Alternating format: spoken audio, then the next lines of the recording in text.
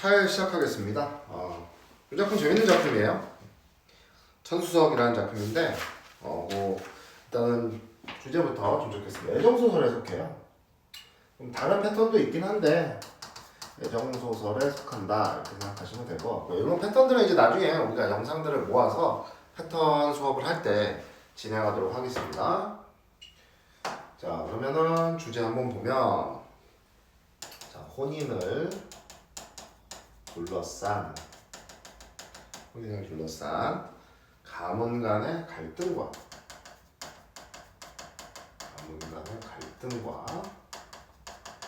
권선징악.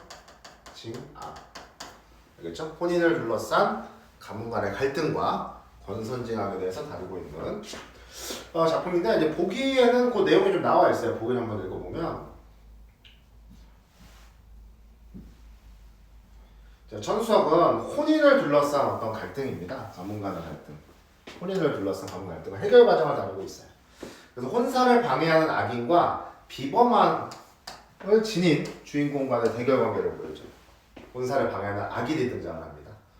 그래서 주인공과 조력자들은 자신들의 지혜를 이용한 악입니까? 성과 악의 대립이니까 가정소설적 특성도 가지고 있다. 이렇게 생각하시면 돼요.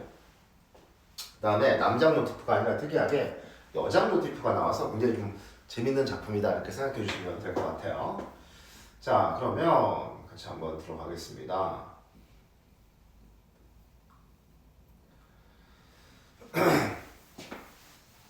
자, 다음날 새벽, 자, 설부인은, 자, 이 작품은요, 항상 가정소설이나 애정소설에서 좀 짜증나는 게, 앞에 좀 인물들이 좀 많이 등장하다 보니까, 이 인물의 관계를 파악하는 것이 굉장히 좀 어려움이 있어요. 사실 뒤에 가면 다 파악이 되긴 합니다. 그래서 인물의 관계, 이 파악이 굉장히 좀 쉽지 않은 부분이 있어요. 그래서 이제 도식화를 저는 시키라고 말씀을 드리거든요. 자, 그래서 설부인은 어떤 일이에요. 이게 중간에 발췌되어 있기 때문에 글로 써서 설정문에게 걱정되는 바를 몰래 알려요. 설부인은 이 일을 글로 써서. 자, 그래서 이제 뭐 설정문, 설부인 이렇게 나와 있어요. 급히 와서 위광위 이렇게 등장이 됩니다. 의논하여 바삐 결혼을 서두르라고, 혼인 문제라고 그랬죠? 위광도 발견해서. 그래서 정당에 함께 있던 설정문 부부가 등장을 합니다. 시녀가 바친 설부인의 그 편지를 읽다가 미처 보지도 못하고 얼굴이 굳어지며 경악을 해요. 뭔가 편지의 내용이 뭔가 심상치가 않은 거죠. 그래서 이 간국구가 등장하는데 얘가 이제 악인입니다. 간국구. 간문추인데 이 국구라고 표현하면 이제 지위를 보여주는 거예요. 그 뒤에 각주 보시면 지위가 임금의 장인이거든요. 그래서 자신의 이제 지위를 이용합니다. 자신의 지위를 이용해서 군사를 방해를 한다. 자, 그래서 간문추가 우리를 어찌 이렇게 능멸한단 말인가? 설정문의 부인 장씨예요, 장씨. 그러니까 관계를 좀 보면 이렇게 돼 있는 거예요. 지금 어떻게 돼 있냐면 설정문의 부인이 누굽니까 지금? 부인이 장씨예요, 장씨. 그 다음에 위광미가 나와 있고요. 간문추가 또 나와 있어요. 자, 그래서 우리 아이가 깊은 방에 금옥처럼 몸을 잘 감추고 지켰거늘 숨겼던 이름이 어떻게 어디로 누설되어 이와 같은 간사한의 흉계를 만날 줄 알았습니까? 그러니까 간사한의 흉계가 이 간국구가 마련한 흉계가 있다는 거예요. 혼사를 지금 뭐 하고 있다? 방해하는 거다. 혼사를 방해. 그러니까 거기에 나와 있던 거예요. 자, 그래서 설정문이 분해하면서 수레를 타고 가서 위광미 형제를 만나 대책을 의논하다가 탄식하며 말했어. 설정문이 딸아이의 규방 행실은, 그러니까 딸이 있다는 거죠. 설정문과 장씨 사이에 딸이 있어요. 이따가 이제 이름이 나오는데 오경입니다. 오경. 딸은 오경이에요. 그래서 깊이 그러니까 드러내지 않았다는 걸 세상 밖으로 딸아이를 숨겨놨어요. 그런데 어떤 간사한 놈이 이 아이의 이름을 어떻게 엿보았는지 간악한 무리가 지금 분노하고 있죠. 개돼지 같은 자기 자식 때문에 흉측한 계책을 꾸며 이런 화를 만다. 그러니까 개돼지 같은 자기 자식이라는 건 바로 간국구의 자식일 거예요. 이 간문추의 아들일 겁니다. 그렇죠? 그래서 혼사 계획을 이제 밖으로 누설하지 않으려고 했는데 딸아이를 밖으로 드러내지 않으려고 했는데 어쨌든 그 간문추의 아들 개돼지 같은 자기 자식 때문에 흉측한 계책을 꾸미고 있다는 거예요. 그래서 이런 화를 만든다고 하니 혼사를 늦추지 마십시다. 그러니까 요 지금 설정문 부부하고 얘네들은 지금 같이 혼사를 매질을 하고 있어요. 자기 이제 위강미에 그럼 이쪽에 아들이 있겠죠. 아들이 있을 겁니다. 아들. 그러니까 둘이 오경과 그 아들의 혼사를 추진하려고 하는 상황이에요. 혼사를 추진하려고 하는데 이 간문추가 지금 뭐하고 있다? 자기 아들과 이 오경을 혼인시키려고 간문추가 방해를 하고 있다. 이런 상황이에요. 이게 그러니까 앞에서 인물들이 많이 등장하기 때문에 좀 파악하기가 쉽지 않죠. 그래서 제 생각에는 이런 작품들은 좀 나올 수 있는 여지가 있으니까 우리가 EBS 연계지 않습니까? 그러니까 미리 좀 공부를 해놓으면 인물에 대한 파악이 훨씬 쉬워지죠. 그러면서 그 자리에서 혼인 날짜를 다시 잡았어. 불과 다시 며칠 뒤였다 이거야. 왜 그래요? 빨리 좀 흉측한 계책이 있기 때문에 그거를 그 손을 쓰기 전에 빨리 혼사를 올리려 하는 거예요. 지금 흉측한 계책 때문에 빨리 혼사를 치르려 해요. 지금 혼인 날짜를 바로 잡았어. 그래서 위강미 형제와 설정문이 모두 기뻐하며 흩어진 거야. 근데 양쪽 집안에서는 이 일을 밖으로 내지 않았어요. 왜? 간문추 때문에. 간문추가 자꾸 강국구가 방해하니까. 강국구의 방해 때문에. 국구라는 건 이제 높은 지위를 뜻한 임금의 장인이죠. 강국구의 방해 때문에. 그래서 혼사 계획을 누설하지 않은 거예요.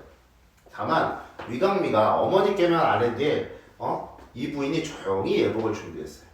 이 부인 등장을 합니다. 이 부인이 이제 위강미 아내거든요. 이 부인. 자, 이 씨가 등장을 해요. 자, 그래서 마침내 혼사날 때 양 부인이 그제야 소식을 듣고 분함에 이를 갈며 취정을 보면서 말했어. 양 부인이 또 등장을 해요. 설신의 딸을 아까 누구였어? 오경이었어. 아까 제가 말씀드렸어요. 무조건 탈취하여 간시 조카의 좋은 짝으로 만들려고 하였는데 이게 이제 계획이죠. 묘한 계책이 시행되기도 전에 집안 식구들이 나를 속이고 뜻밖의 혼인 준비를 마쳤어. 이 모든 것이 분하고 원통하다. 자, 그래서 이 씨가 어진 며느리로 스라를 빚는 득이양양하는 꼴을 어떻게 그러니까 위강미 아까 부인 얘기했어요. 위강미의 부인이에요. 이 씨는.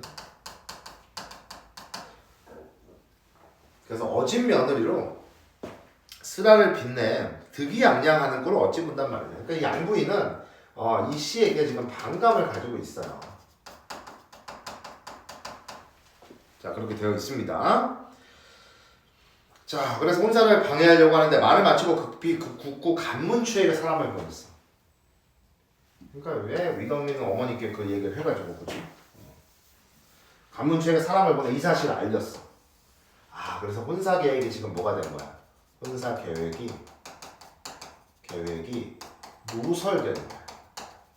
혼사 계획이 누설됐어요. 큰일 났죠? 그래서 도중에 설오경을 탈취하게 하였어. 그러고는 진진 미소를 띠며 밝은 얼굴로 식장에 그러니까 탈취한다는 건 납치한다는 얘기야. 어쨌든 그렇게 납치를 하고 밝은 얼굴로 모르는 척하고 굉장히 교활하죠. 식장에 참석하였다 이거야. 한편 설씨 집안에서는 혼수로 정성껏 장만하였으나 가는 도중에 생길 수 있는 화에 간문추가 나서서 딸을 탈취하고 이럴 수 있으니까 실제로 그 계획을 지금 실행을 하려고 하고 있잖아요. 정해지지 않아서 근심하고 있었어. 그때 마침 금이교의 이극용은 설정문과 박역한 사이였어. 이극용이 설정문과 박역한 사이였어. 이제 조력자의 역할을 합니다. 이제 거기에 있었죠. 집안끼리도 교류가 있었다. 설정문이 이를 이극용에 상의했어. 이런 괴상망측한 자의 간문추 같은 놈을 속이려면 모름지기 일일이 하면 될 것이다. 그러니까 이극용의 어떤 개교가 있는 거죠. 설정문이 그 말을 듣고는 환하게 웃으며 부탁을 했어. 그 계획이 괜찮다 이거다. 괜찮아. 그러니까 우리는 궁금하죠. 어떤 계획인지. 자, 그리고 부디 요란하게 굴지는 말고 이극용 알겠다고 하고 양껏 술을 마시고 칼을 빼 손에 들고 따로 가마에 올랐어. 그러니까 이게 이제 이 가마가 이극용이 탄 어떻게 보면 가짜 가마죠. 누가 타고 있지 않은 거야. 설오경이 타고 있지 않은 거야. 그러니까 계책을 알겠죠. 얘네들은 가만 안 있는 사람이 누구지 모르니까 이극용을 데리고 가는 거야. 서로 오경을 펼쳐야 되는데. 그 뒤따르는 시종들이 호위하여 큰 길에 이르렀을 때 갑자기 한때의 무수한 하인들, 바로 이제 이 하인들이 바로 누구야? 간문추 무리겠죠. 간문추가 지시한 거예요. 지시한 겁니다. 크고 작은 몽둥이를 들고 나왔어. 갑자기 위협을 하는 겁니다. 그들은 시종들을 모두 내쫓고는 가마를 뺏어내고 곧장 어디론가 향한다. 가마를 탈취한 거죠. 바로 국고 간문추의 집이었다. 그죠? 간문추가 시킨 거죠. 이놈들한테. 이때 보형은 길복을 갖춰 입고 집을 나서 설정문 집으로 가고 있어. 이 보형이 바로 누구냐? 아까 그 위광미의 아들이에요. 위광미의 아들입니다. 그러니까 오경과 혼사를 올릴 인물이에요. 오경과 혼사를 올릴 인물입니다. 오경과 이제 혼사를 올릴 인물인데 보형은 길복을 갖춰 입고 집을 나서 설정문 집으로 가고 있었어요. 자, 그래서 위험 있는 행차가 큰 길에 나서자 구경하던 사람들 모두가 보형의 위풍을 입에 닳도록 칭찬했어. 그 설정문 집에 이르니 내외의 손님이 빙 둘러 모여 앉았어. 그래서 설 주민이 막 가짜 가마를 보내고 신랑을 맞이했다 이거예요. 가짜 가마 보낸 거죠.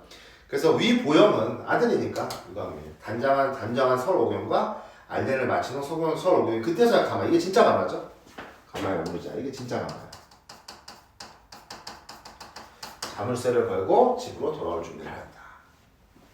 그래서 참석한 손님들이 신랑 미보영의 옷 같은 풍물을 보고 뭐 굉장히 훌륭하겠죠. 칭찬을 자자하게 하였지만 설정호는 국고 간문추의 소행과 이극용이 장난을 생각하니 염려가 계속 생겼어.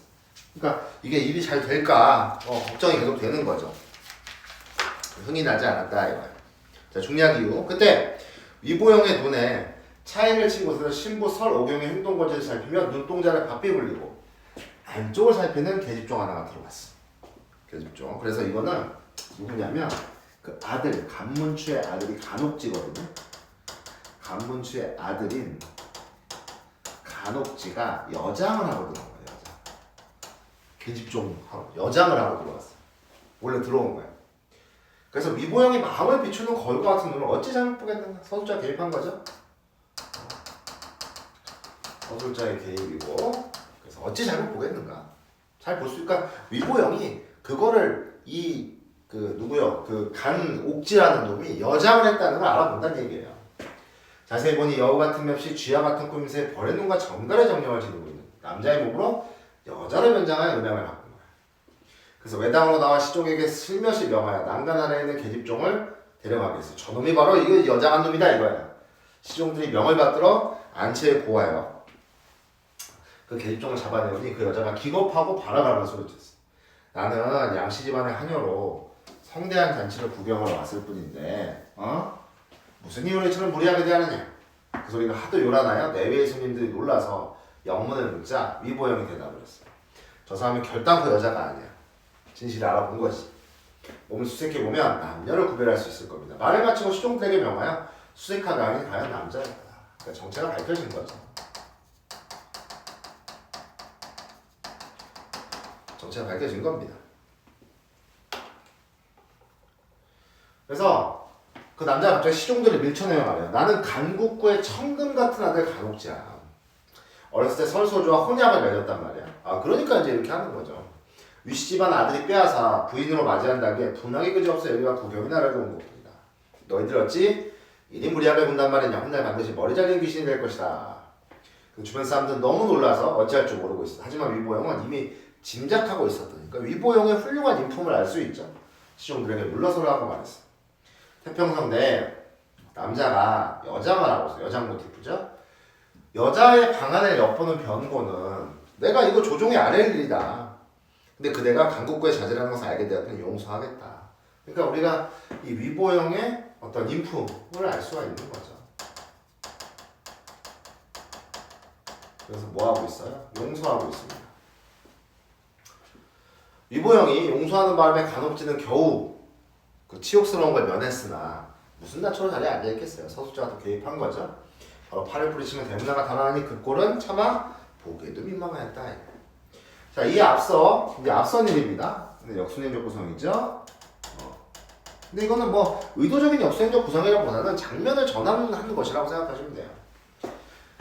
우리는 근데 이 일은 뭔지 알고 있어. 궁금하잖아. 이극용이 그 가마 타고 간 거잖아. 그럼 그 가마 열어보면 누가 있는가? 이극용이 있는 거죠. 가문체의 신종들이 서로 형이 타고 오는 가마. 실제로 누가 타고 오는 가마? 이극용이 타고 오는 가마죠. 곧장 강국구의 집으로 갔어. 근데 이극용이 들어갔으면 남자일 텐데 그 가마를 들 때 무겁지 않았을까? 국구 가문추 부자는 정중하게 주변을 물리치고 가마 문을 열었다.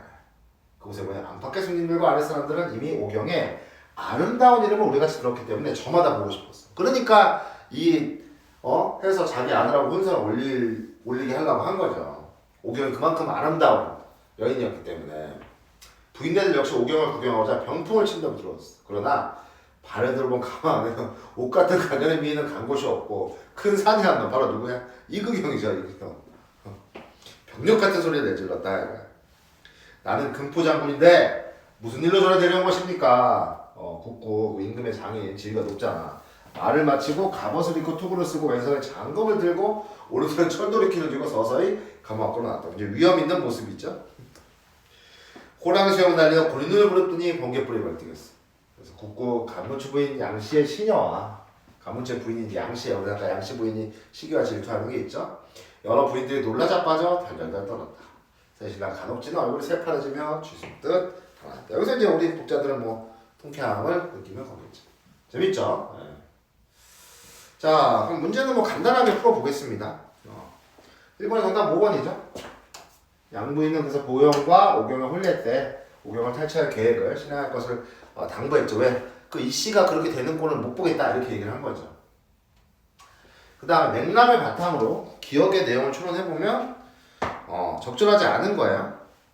정답 5번이죠. 간혹지를 붙잡아두면 간혹지는 달아났죠. 이미 내용상. 틀렸어요. 자, 그 다음에 3번. 3번의 정답은 4번이죠. 적절하지 않은 거. 자, C에 언급된 훗날 일어날 일. 훗날 일어날 일이 뒤에서 확인이 돼요. 머리 자리 귀신이 됐습니까? 아니죠. 자, 그 다음에 보기와 관련된 문제. 정답은 4번이죠. 자, 그래서 오경 대신 가문 놀라는 모습은 공경에 처하는 과정에 여장 모티프와 결합되어 있다는 점이 통쾌함. 근데 이극용이 나타난 건 여장 모티프하고 관계없죠. 사내의 모습이 나타난 것이기 때문에 4번이 정답이 되겠습니다. 자, 그 다음 고전 3번 9번 이제 판소리로 넘어갈게요. 자, 판소리죠?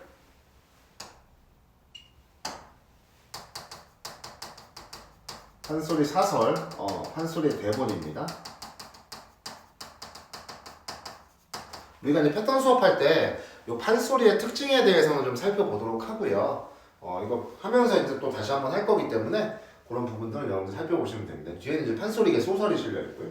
그러니까 우리가 항상 그 이야기라는 것은 여러 모티프로 구성이 되어 있다라고 수업 시간에 말씀을 드렸잖아요. 그런 이제 원형적인 구전 설화가 있고요. 입에서 입으로 전해지는 이 모티프들이 모여서 가장 인기 있었던 이야기들이 판소리로 이제 창작이 된 거죠. 그래서 판소리가 있는 것이고 무슨 현재 5마다만 전하죠. 그 다음에 판소리의 소설 이것을 이제 읽는 거니까 이렇게 정착을 한다라는 겁니다.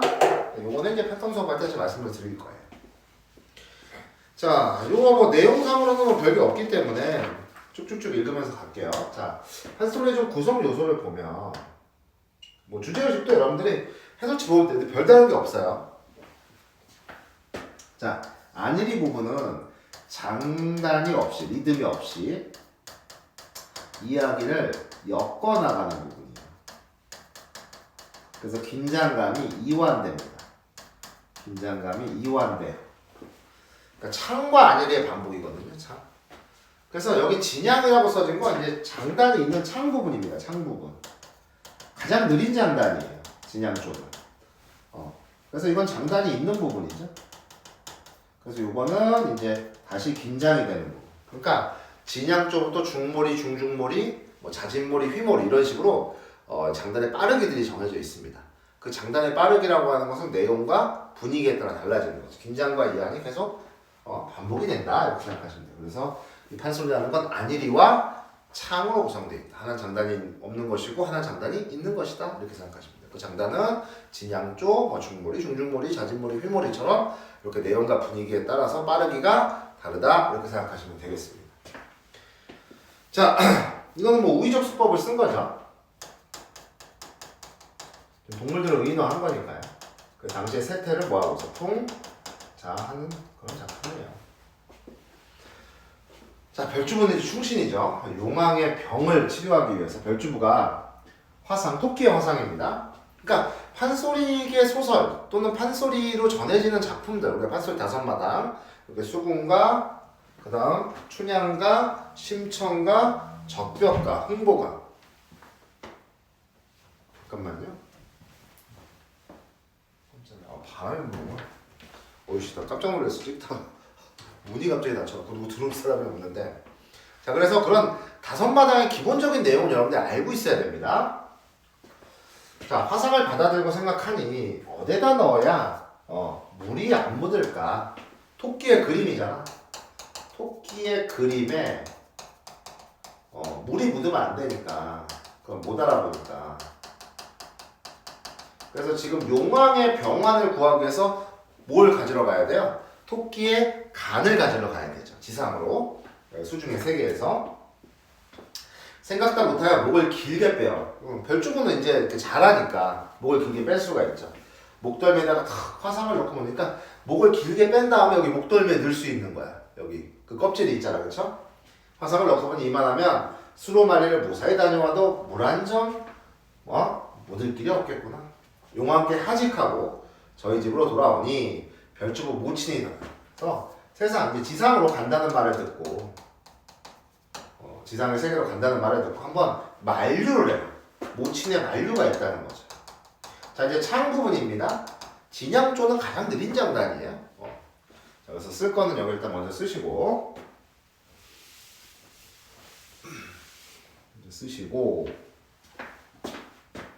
여봐라 주부야, 여봐라 주부야. 자, 이 판소리의 우리가 특징을 좀 살펴보면 이런 식의 이제 반복이나 열거가 많아요. 반복. 그러니까 어떤 반복적인 요소가 이제 음악적인 거와 관련이 있죠. 창을 하는 거기 때문에 장단이 있는 것이기 때문에 이런 반복적인 요소가 굉장히 많습니다. 음수율, 음보율, 글자 수도 일정하게 반복을 하고요. 그러면서 이런 게 다 이제 어떤 운율적인 요소다. 장단, 리듬을 만들어내는 겁니다. 리듬. 와라 주부야, 와라 주부야. 네가 세상을 간다 하니 무엇하러 가려 드냐? 3대 독자 내 아니냐? 장탄식 병이든들 누가 이 어미가 병이 들도 누가 구안을 할 것이며 네 몸이 죽어져서 오이연의 밥이 될들 누가 손뼉을 두다리며 날려 너 제사 지내줄 사람이 누가 있겠느냐. 가지 마라 주고 만류하고 있어. 가지를 말라면 가지 마라. 그래서 이런 식으로 이렇게 반복되는 요소 AA, BA처럼 이런 게 이제 판소리에 많은 거죠. 그래서 만류를 지금 하고 있어요. 세상이라는 데는 수중 인간이 어른하면 잡기로만 의존한다. 옛날에 너희 부친도 그런 일이 있었다. 그 땅으로 지상으로 구경을 가시더니 심리사장 모래속에 속절없이 죽었다. 못 가느냐 못 가느니라. 나를 죽여 이 자리에다 묻고 가면 네가 세상에 가지만 살려두고 못 가느니라. 주부야 위방불에 가지 마라. 다시 주부가 얘기를 합니다. 나라에 환우가 있어. 용왕의 병이 심각하죠. 약을 구하러 가는데 무슨 풍파가 있어. 그러니까 이 별주부는 굉장히 충심이 깊죠. 충성심이 깊죠. 임금에 대한 굉장히 용왕에 대한 충심이 굉장히 깊은 겁니다. 그래서 내 자식 충심이 그러한 줄로 내 이미 알았지만 네가 세상을 간다 하기로 네 직이 너 진심 이 진심을 보기 위해 만류를 하였구나. 네 충심이 그러할 텐데 무사히 다녀오도록 허락을 하고 있어요 지금. 너의 진심을 알았으니까 임금께 충성을 다하도록 해라 이렇게 얘기하고 있습니다. 자, 됐죠? 자, 그래서 별주부가 이제 별주부 모친께 하직하고 침실로 들어와 이제 부인 별주부의 부인입니다. 부인의 손길을 잡고 당상의 백발모친 기체 평안하시는 부인에게 배웠어. 그러니까 이 모친이 잘 지내는 건 이제 부인에게 달렸다고. 왜? 나는 떠나니까. 그래서 별주부 마누라가 울며 불며 나오더니 중중머리 부분입니다. 조금 더 빠른 장단이에요. 아까 진양 쪽보다. 여보나리 여보나리 세상 간단 말이 웬 말이요. 미숙파한 깊은 물에 양주마저도 좋은 흥미 보던 일 이제 다 버리고 나와 좋았던 이렇게 삶을 살았는데 이걸 다 버리고 만리청산 가신다니 인제 가면 언제 와요. 그러니까 부인도 뭐야? 부인도 지금 왜 날 버리고 가느냐? 부인도 만류를 하고 있어요. 부인도 만류하고 있습니다. 아쉬워하는 거죠. 가기는 가되 못 잊고 가는 것이 있네. 무엇을 그다지 못 잊어요. 군신유의 장한 충성심 조정사직을 못 잊어요. 규중에 젊은 아내 절개지사를 못 잊어요. 그러니까 절개를 지키겠다는 얘기야. 보면은. 아내는 나는 당신이 갈지언정 절개를 지키겠다. 근데 이제 대학적인 요소가 있습니다. 그 말은 방불어나 남생이라는 놈이 좀 흠이다. 그러니까 남생이가 호시탐탐 내 아내를 노리고 있는 거야. 그러니까 그 남생이가 먼저 절개가 훼손될까 염려하는 거예요. 회절이라고 하는데 이따 뒤에 나옵니다. 훼손될까 염려하고 있어. 남생이란 놈이 노리고 있거든. 주부의 부인은. 총총히 작별 후에 수정과 싸우나 세상 경계를 살피고 하는데 가관이었다. 자, 요걸 이제 안일이와 참 중략 이후에 또 다시 안일입니다. 어느 부분인데 별주부 한 곳을 바라보니 분명히 토끼가 있을 때 토끼의 간이 필요하죠. 지금 용왕의 병환을 낫게 하기 위해서. 그래서 화상을 피워들고 바라보니 분명히 토끼가 있지. 자, 그래서 이렇게 있지하고 좀 구어체의 어떤 문투 이런 것들이 또 판소리의 특징이죠. 창을 하기 때문에 이런 구어체의 문투, 판소리적 문투가 있습니다.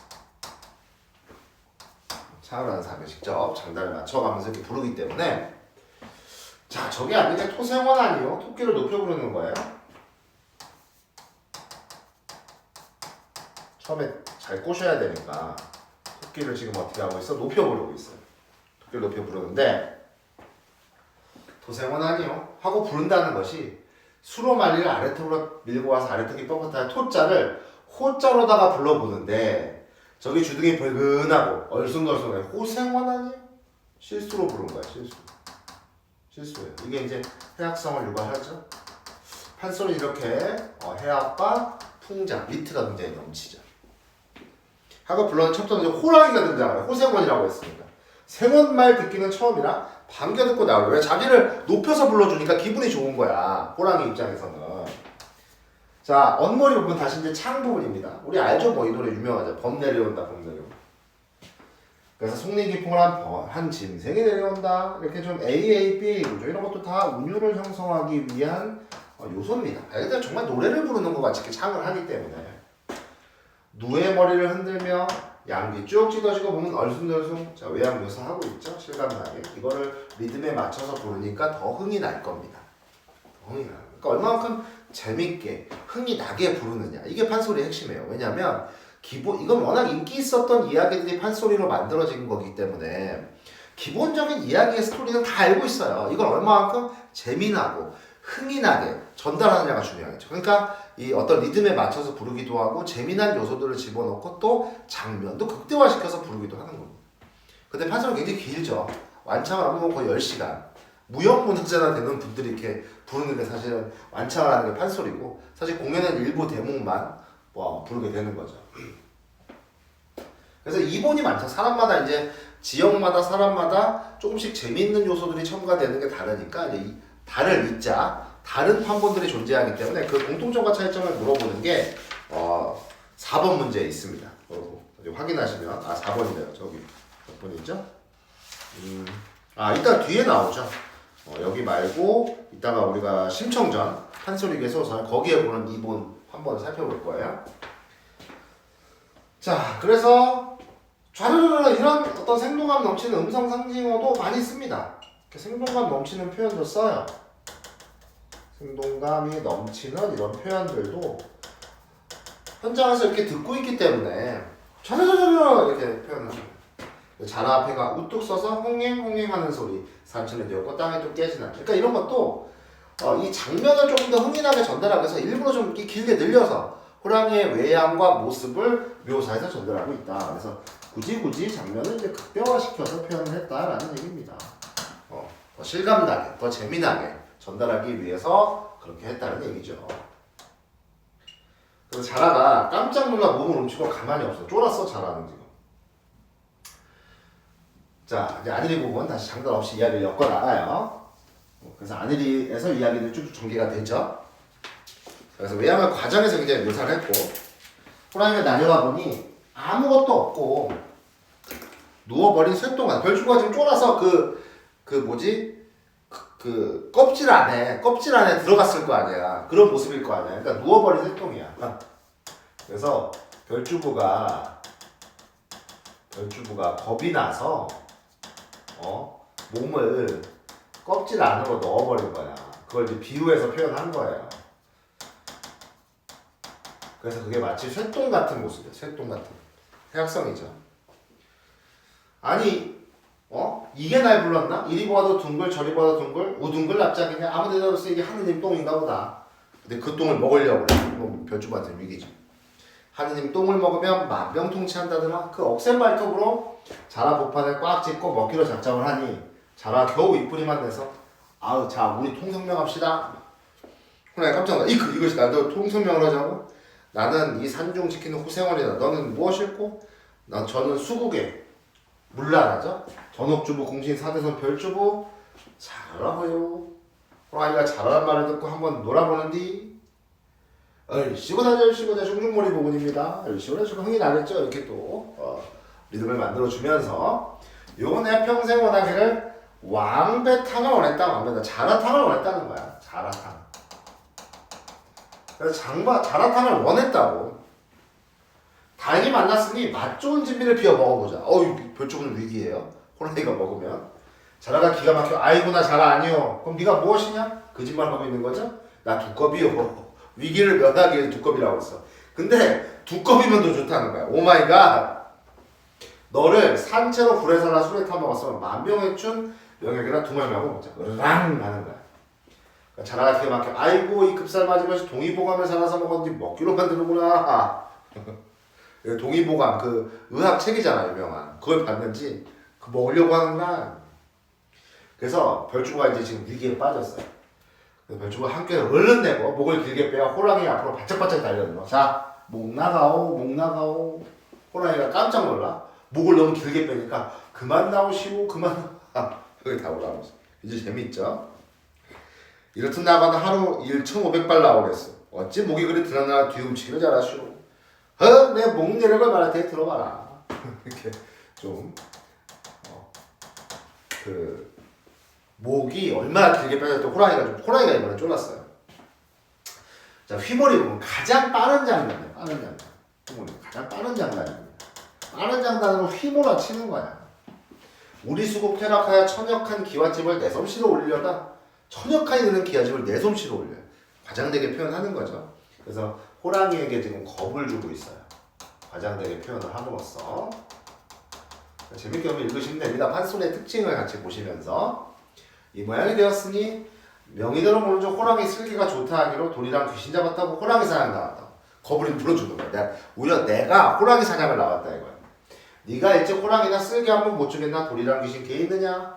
돌이랑 귀신이 자기랑 같이 왔다 이렇게 얘기를 하는 거야. 비수검 드는 칼로 호랑이 배 갈라라. 앞으로 바짝 끼어들어 도리랑 겁을 주고 있어요. 자, 다시 안일의 부분.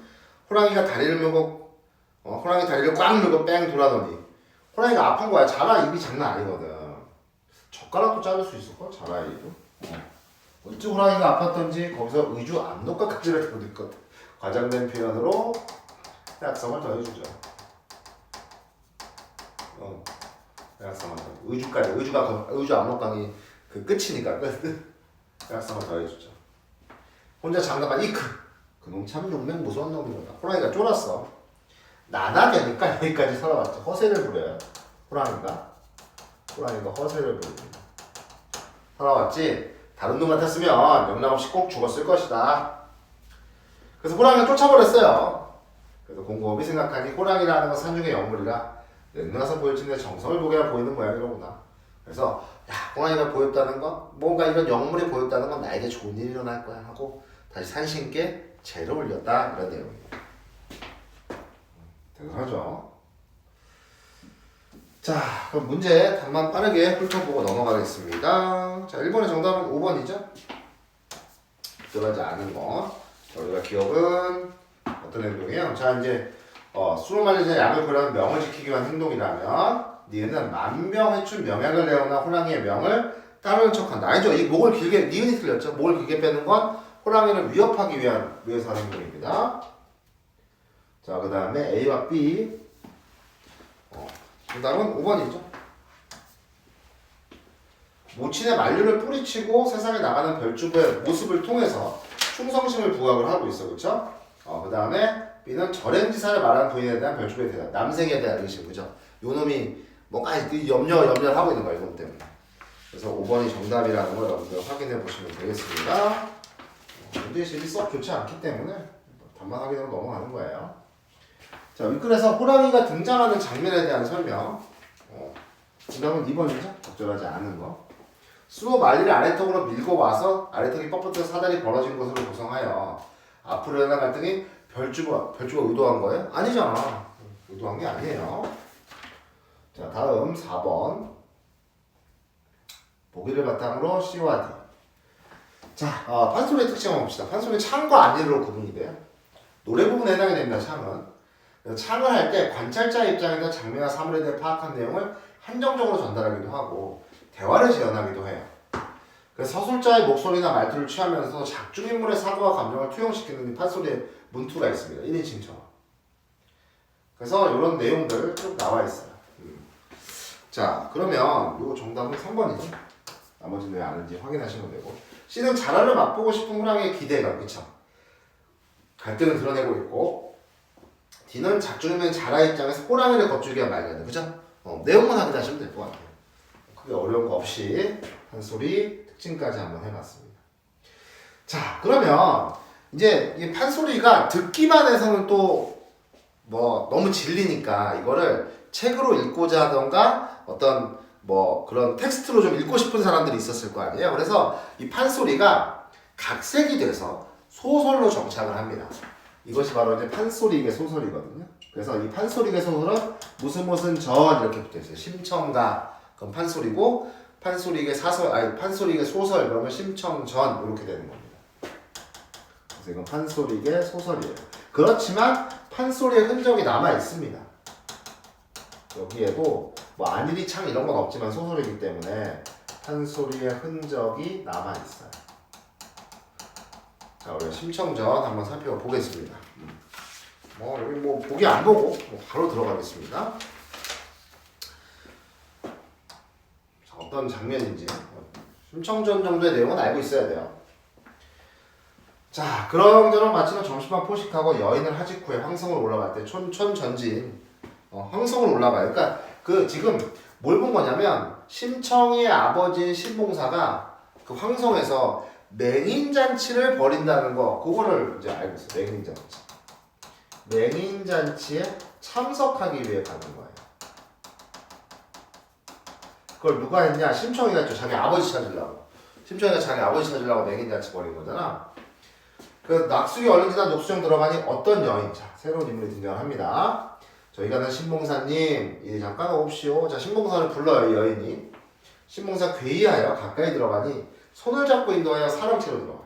석반, 저녁밥을 올립니다. 신봉사 앞마음에 이상하다. 왜 여인이 날 불러요? 이 여인이 바로 안씨거든. 이상하다. 내 쪽 독백 부분이죠. 난 알리가 없건만 어인들을 이렇게 관대하게 나한테 왜 잘해주느냐. 그래서 안씨의 이런 환대를 의심하고, 우리도 의심하겠죠. 갑자기 어떤 여인이 와서 밥을 차려주고 잘해주니까 이상한 거야. 사기꾼 아니야? 다단계 아니야? 막 이렇게 생각하는 거죠. 그 석반을 먹은 후에 그 여인이 다시 나와. 신봉사는 내당으로 가서 했다. 자기 방 쪽으로 가자는 거야? 아니, 이 사람이 남편이 있는지 유무는 모르겠어. 남편이 있는지 유무는 내가 모르겠어. 외주인이 뭐 다른 그 주인이 남편이 있는지는 뭐 모르겠는데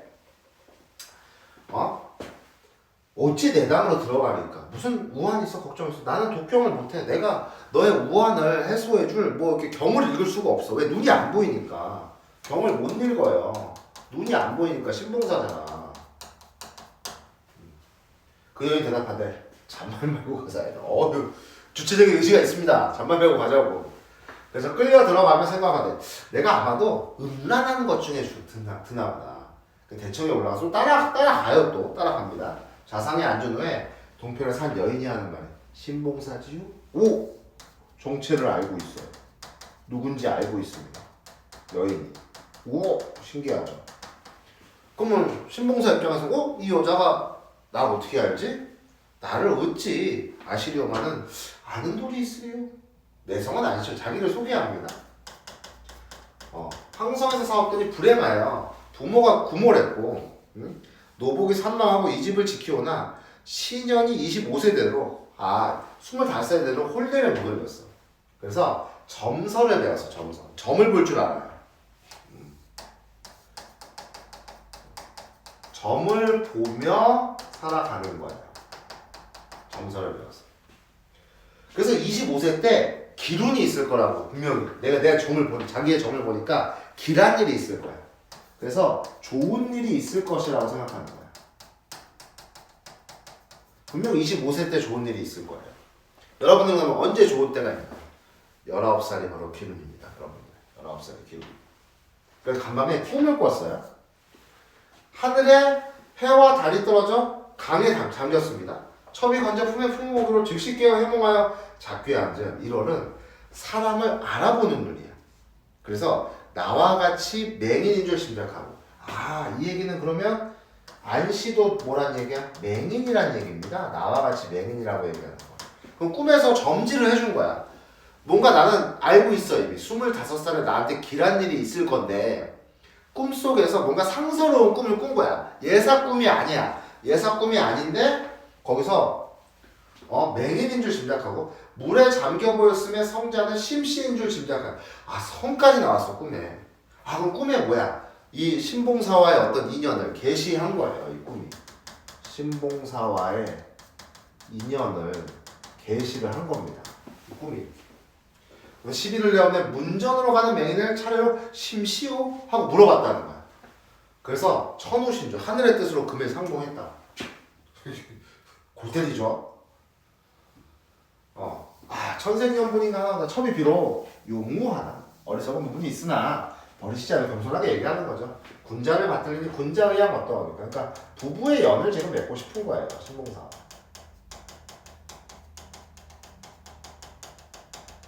신봉사 미소담을 말씀은 좋은데 그러기가 어디 쉽겠느냐.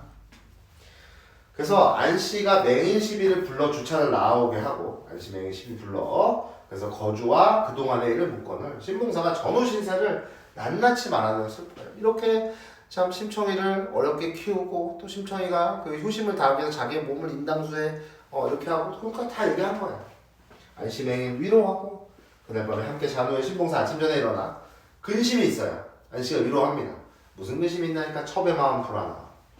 신봉사 대답하되 일평생을 두고 본 중 길한 일이 있으면 반드시 흉한 일이 있을 거라고. 그걸로 근심한다. 그러니까 이 안씨와 만난 것은 분명히 길한 일이에요. 부부예요. 자기 호랩이 얼마나 위로가 되겠어. 간밤에 근데 꿈을 꾸니 불 속에 들었더니 가죽 벗겨 북을 메우고 잎이 떨어져 보이니 아무리 생각해도 죽을 꿈이 분명하다. 그러니까 이 꿈을 신봉사는 흉몽이라고 생각하는 거야.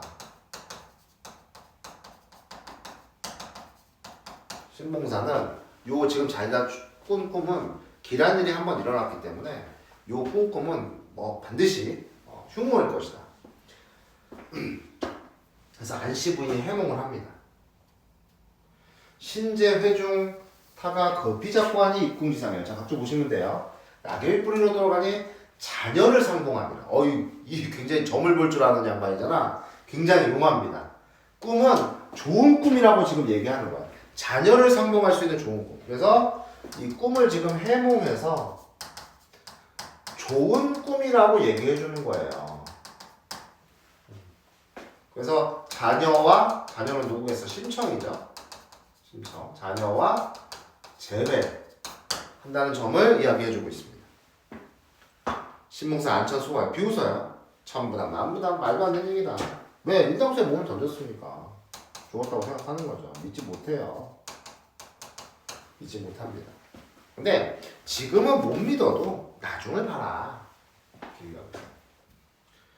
자, 그래서 아침밥 즉시 먹고 골문 밖으로 갔어요. 우리 이제 내용 알죠? 심청이 황후가 됐습니다. 높은 지위에 올랐어요.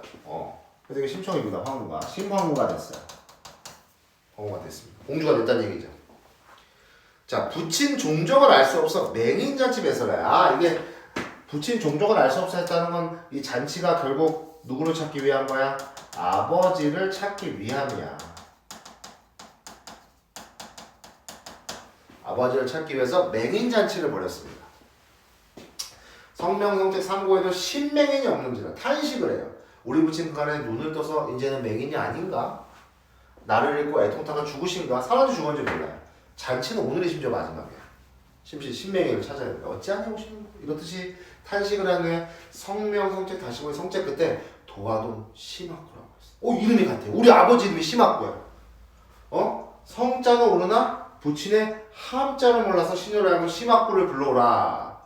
신봉사 꿈을 생각하고 꺼려 감추려고 하다가 왜? 안 믿었잖아. 길몽이라는 걸 안 믿었잖아.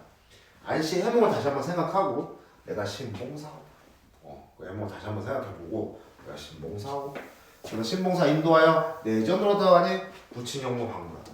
부친용모가 맞다고. 자세히 알 길 없어. 모르시대. 아니 여기서 방불한다는 건 아직은 잘 모른다는 얘기야. 알 길 없어 모르시대. 처자 있느냐? 신봉사가 뭘 좋아하려고 얘기를 합니다. 중년에 처가 죽었어. 말년에 딸 하나 두었더니 요괴한 중에 말을 믿어 아비 눈뜨기로 하여 300승에 뭘 바쳤어. 이게 바로 심청의 안타까운 사연이죠. 이걸 얘기하면 뭐 빼박이죠 뭐. 이걸 얘기하면 뭐 빼박이죠. 그래서 인당수에 죽 싸우는 눈도 못 떴고 자식만 잃었나. 300세 몸을 던졌는데 자식만 잃었어.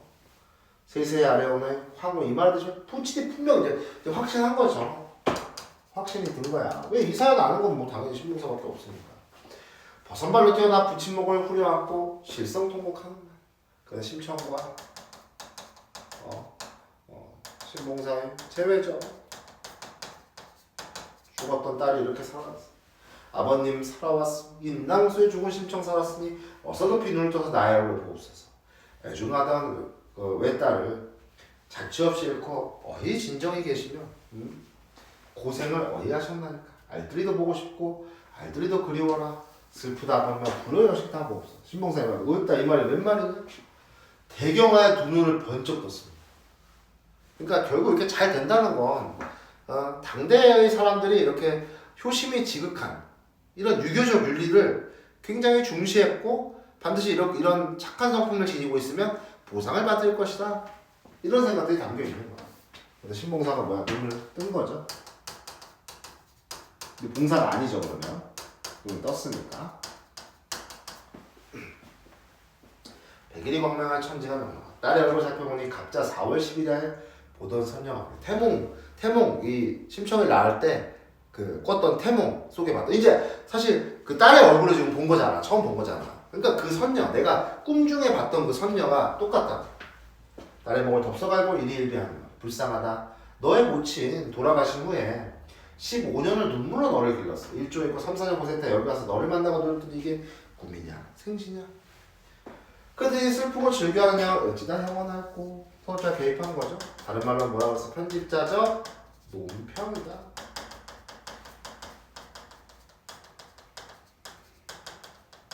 춤을 추며 노래해야 돼. 죽은 딸을 다시 보니 인도 환생. 감은 눈을 다시 뜨니 대명천지가 밝았어. 부중생 남중생녀는 나를 두고 이름이라 지화자 좋으시고 기뻐하면서 해피엔딩으로 끝이 납니다. 자, 빠르게 또 답만 훑어보면서 넘어가도록 할게요. 판소리 예술을 배워봤습니다. 자, 한 여인 정답 3번이죠. 인연을 맺고자 뭐 독경을 부탁하지도 않았어요. 신봉사가 자기는 독경 못한다고 지가 얘기한 거지. 자, 그 다음에 2번 기억과 니은. 정답 4번이죠. 자, 기억은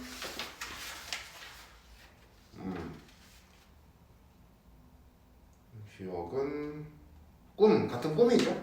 간밤의 꿈은 인물이 한 행동의 이유, 그죠? 그러니까 안씨가 왜 이런 행동을 했는지 꿈이 계기가 된 거잖아. 계시를 내렸잖아. 니은을 통해 제외. 그죠? 요 꿈이 안씨의 해몽에 따르면 길몽이죠. 그쵸? 제외가 암시가 됩니다. 자, 그 다음에 3번. 판소리 향유의 다양한 방식 중 하나로 사대부들이 이렇게 판소리 공연, 아까 같이 우리가 이제 요건 판소리가 소설이지만 아까 우리가 이제 수군과 같이 이렇게 판소리 공연을 보잖아. 그럼 감상을 한시로 표현하는 경우가 있었어. 그래서 창작된 한시 요거 이제 보시면 되는데 뭐 이런 문제는 괜찮죠. 그래서 4번이 정답이죠. 적절하지 않은 거. 심청이 그 고생을 어이하셨나이까 슬프다 아버님과 안타까워한 것을 나에서 말한 아비의 가난 때문에 심청이 겪은 고생이 아니라 심청이가 죽고 나서의 고생입니다. 죽고 나서. 알겠어? 그래서 틀렸어요. 자, 다음 뭐 문제는 뭐 거창하게 나왔지만 별거 없습니다. 4번 같은 거는 뭐 내신에서 나올 수 있는 문제예요. 심청은 2번입니다. A와 보기를 비교해서. 왜냐면 우리가 판소리라는 건 여러 사람 또 여러 지역에서 전파가 되기 때문에 각자 뭐 재밌는 내용이나 여러 가지 다른 내용들이 첨가가 되거나 다를 수 있다고 그랬죠. 그래서 요 4번의 정답은 3번이죠. 보기와 달리 A는 맹인의 배상 목적 황후의 목소리를 직접 진술했다. A가 아니라 보기가 그래요. 보기에 나와 있습니다. 여기에. 이 자체 배상한 바는 부친을 배우자 한 것이다. 우리가 근데 이 본문에서는 서술자가 얘기해 준 거죠. 자, 11번 넘어가겠습니다. 11번 마지막이에요. 자, 요거는 주제의식을 쓰겠습니다. 요거는 뭐 특별히 뭐 패턴에 속한다 뭐 이런 것보다는 이쪽에 뭐 풍자소설 같은 느낌이 좀 있긴 한데 그렇다고 뭐 해학성이 첨가되거나 또 이런 건 또 아니어서 인간의 자연스러운 욕망, 우리가 유교적 관념이나 이런 예법에 따르면 욕망이라는 건 엄청 절제를 해야 되는 부분들도 또 있잖아. 그렇지? 인간의 자연스러운, 그러니까 그 욕망이라는 게 뭐 부귀영화 이런 거 말고 어떤 거예요? 뭐 이런 어떤 그 연애 또는 사랑 이런 것들에 대한 거. 선비로서의 도리를 지키려서 인간의 본능적인 욕망을 억제하는 경우가 있잖아요. 그래서 자연스러운 욕망에 대한 긍정과 그런 인간의 욕망을 억압하는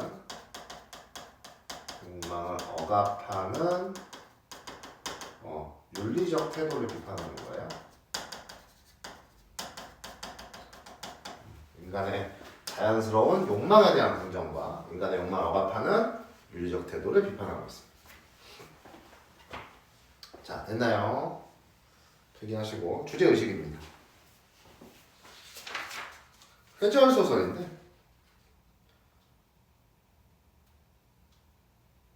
됐어? 그래서 두 가지예요. 그 4번 보기를 보시면 여러분 한번 여기로 넘기지 말고 보시면 거기 이렇게 써있잖아.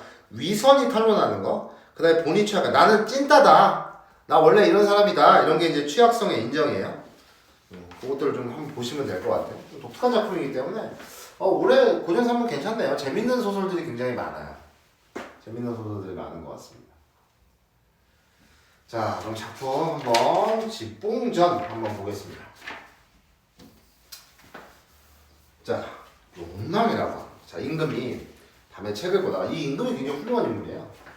이거 보면 밤에 책을 보다가 달을 보려던 흥이 일어났어요. 황관 여러 명과 함께 애련정으로 천천히 걸어 들어갔다.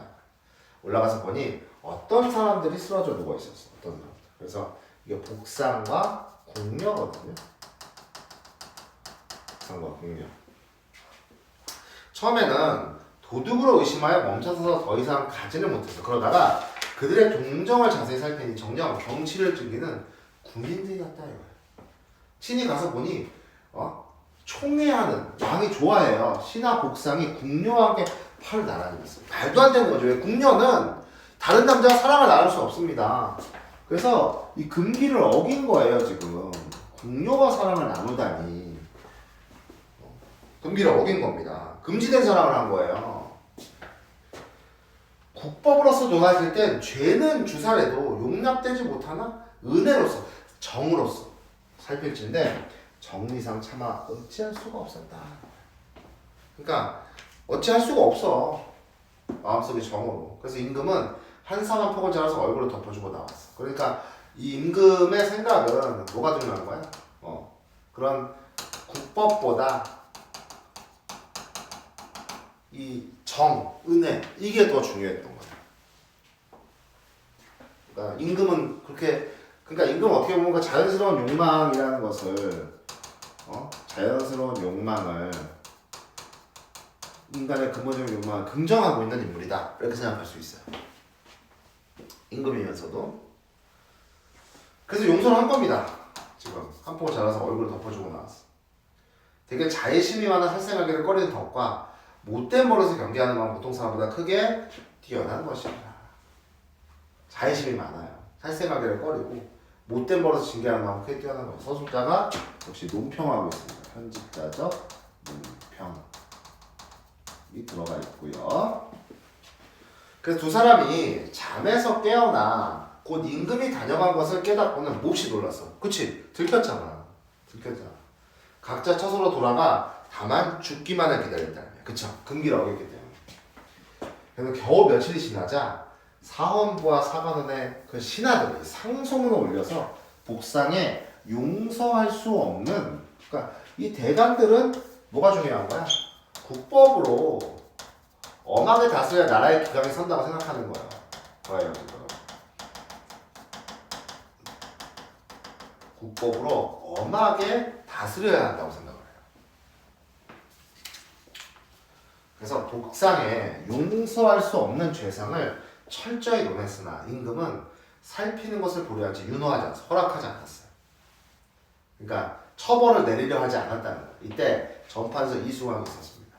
호가 지봉이에요. 요 사람이 주인공이죠. 바르고 고든 사람이었다. 그러니까 성품을 어떻게 했어? 성격을 직접 제시하고 있는 거예요.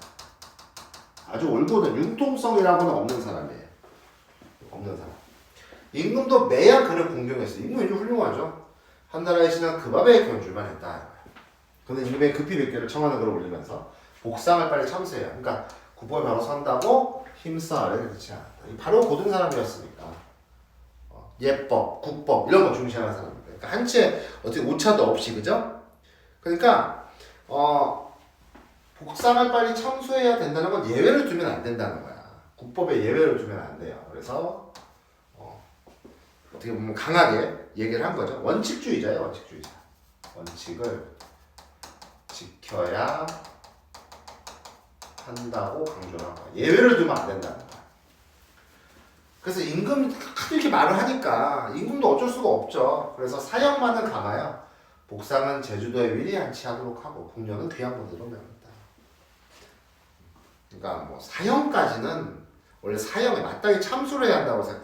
목을 잘라서 그죠? 사형을 시켜야 되는데 그게 아니라 임금 어쨌든 용서하려고 했으니까. 근데 또 신하들이 너무 시끄럽게 구니까 그냥 귀양을 보낸 거예요. 자, 어느 날 임금은 일찍 여러 신하들의 조회를 받았어. 그리고 주연은 술을 마시고 난 후 범의 가족을 까내자. 이게 핵심이에요. 신하들은 이제 시험해 보는 거죠. 과연 너네들이 윤리적으로 떳떳한가? 이제 착한 사마리아인이라는 게 있죠. 그래서 뭐 잘못이 없는 자만 돌을 던질 수 있다. 뭐 이런 거 있잖아요. 그렇죠? 윤리적으로 과연 떳떳한가? 이거에 대해서 이야기를 하는 거야. 그걸 이제 시험을 해보는 거예요. 이제 시험해보는 그런 소재가 나와 있습니다. 그래서 환관들로 하여금 다음과 같은 말을 그 자리에 있는 신하들에게 두루 알리도록 했어요. 그게 뭔데? 대소 신하들 중 본댁 밖의 방에 첩이 없는 사람은, 떳떳한 사람은 아니잖아.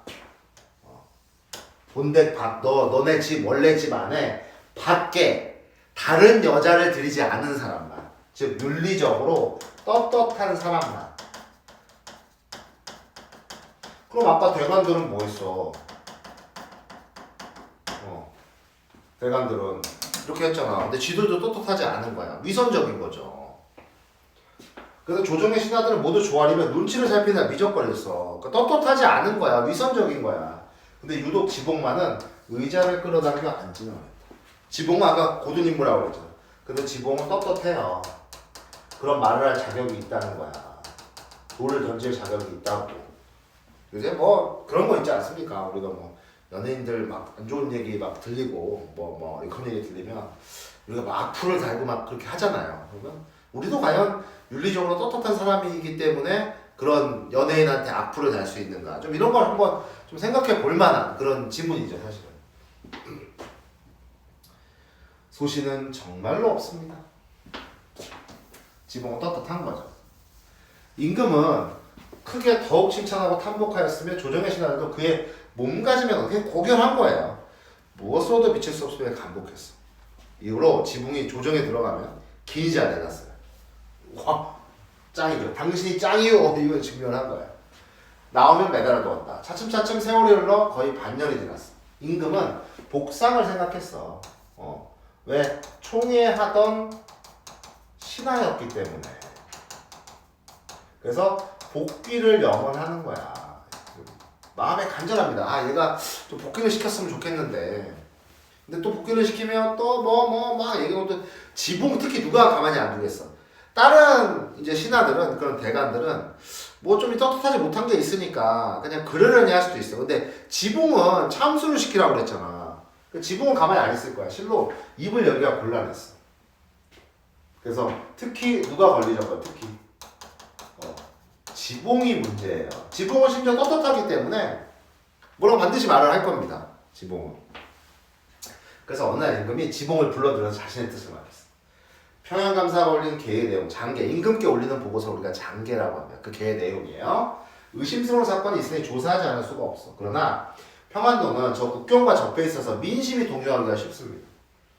본디 중신이 아니고 아주 그 훌륭한 신하나 어떤 무게감이 있는 신하가 아니고서는 진정시킬 수가 없어. 그뿐 아니라 평양 가명의 산수는 나라의 제일이라고 일컬어지거늘 경이 부디. 그러니까 평양 가명의 산수 그 자연 풍광은 너무 좋다 이거야. 그러니까 네가 가면 좋을 거야 이런 얘기예요. 그래서 이제 어떻게 보면 회유를 하는 거죠.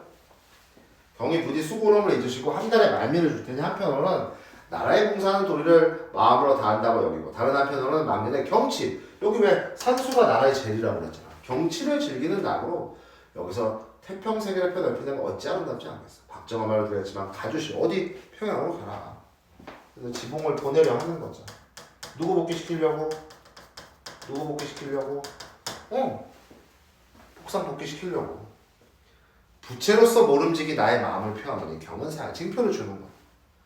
내가 비록 널 평양을 보내지만 이 부채를 줌으로써 항상 우리가 끈끈이 맺어져 있음을 기억하라라는 얘기예요. 자, 중략 부분 줄거리. 지붕을 이제 평안도로 보냈어. 임금은 평양감사에게 은밀히 교지를 내려 그곳의 기생으로 하여금 지붕을 뭐 해보라고? 유혹해 보라고 얘기한 거야. 지붕이 과연 계속해서 그런 절개를 지킬 수 있을지. 그래서 절개를 훼손하게끔 명령하는 거야. 그래서 회절이거든요. 욕망에 과연 안 넘어가겠느냐. 왜? 그래야 일이 수월해지죠. 한 달에 말미를 준다고 그랬잖아. 그치? 그러니까 이렇게 해야만 복상을 복귀시키는 계획이 굉장히 수월해지죠. 얘가 떳떳하지 못한 존재가 되어야. 그치? 떳떳하지 못한 게 나쁜 게 아니에요. 이 작품에서는. 어떻게 보면 자연스러운 욕망을 굳이 그렇게 하지 않게끔. 그래서 여기서 어떻게 보면 이렇게 절개를 시킨다는 것이 굉장히 좀 고루한 것으로 받아들여지고 있죠. 이 작품에서는. 그래서 평양 지붕은 노련한 기생병의 유혹에 넘어가 절개를 깨뜨려요. 회절됐어, 회절. 회절된 거야. 그래서 임금의 계획이 성공한 거죠. 이제 그러면 지붕도 그리 떳떳한 존재가 아닌 겁니다.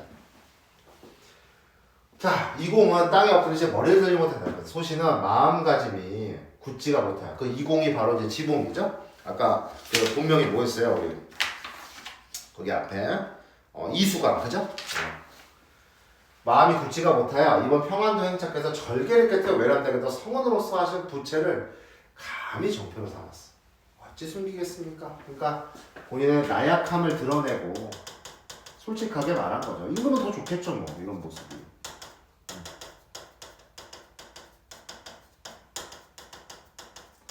나약함을 드러. 아까 복이 있었어요.